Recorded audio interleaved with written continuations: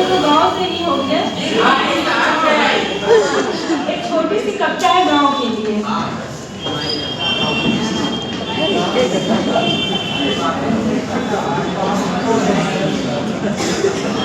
एक दिन एक गाड़ी आई, शहर से आई थी, और वो गांव में किसी के घर जाना था, तो वो रास्ता पूछ रही थी। वो गाड़ी, तब मैंने उनसे कहा कि वो गाड़ी का मतलब पूछ रहे थे वो रास्ता, ये रास्ता कहाँ तक जाएगा।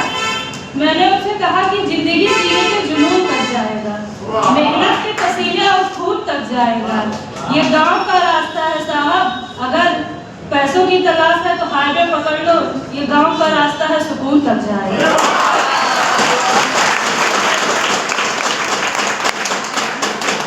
तब वो मेरी बात सुन के भावुक हुए। मैंने उनसे कहा कि आप क्यों भावुक हुए। बोल रहे हैं कि आंगन में लगे हुए पेड़ की छांव को छोड़ा है, आंगन में लगे हुए पेड़ की छांव को छोड़ा है, जिनके नीचे जन्नत की उन पांव को छोड़ा है। और जीते जी मरने का मतलब उस व्यक्ति से पूछो जिसने मजबूरी में अपने गांव को छोड़ा। फिर मैंने उनसे कहा कि देश धर्म पर मिटने का परिवेश नहीं बच पाएगा, प्यार मोहब्बत जैसा कुछ भी शेष नहीं बच पाएगा। देश धर्म पर मिटने का परिवेश नहीं बच पाएगा, प्यार मोहब्बत जैसा कुछ भी शेष नहीं बच पाएगा। खूब सजाओ स्मार्ट सिटी, लेकिन इतना याद रहे, गांव नहीं बच पाए तो देश नहीं बच पाएगा।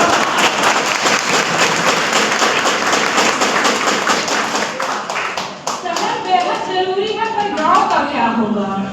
इमारत तो बन गई, पर पेड़ की छांव का क्या होगा। शहर दौलत तो देता है पर बरकत नहीं देता, शहर शौहरत तो देता है मगर इज्जत नहीं देता, शहर माला तो देता है मगर सपने नहीं देता, शहर अपने तो देता है मगर सपने नहीं, शहर सपने तो देता है मगर अपने।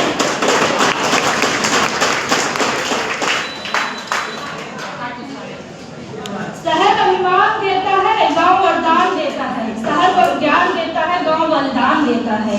शहर दुत्कार देता है, गांव सत्कार लेता है, शहर बसकार देता है, गांव संस्कार देता है।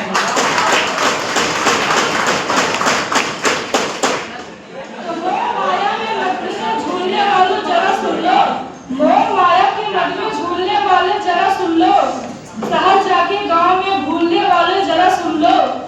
मोह माया में मत में झूलने वाले जरा सुन लो, शहर जाकर गांव को भूलने वालों जरा सुन लो।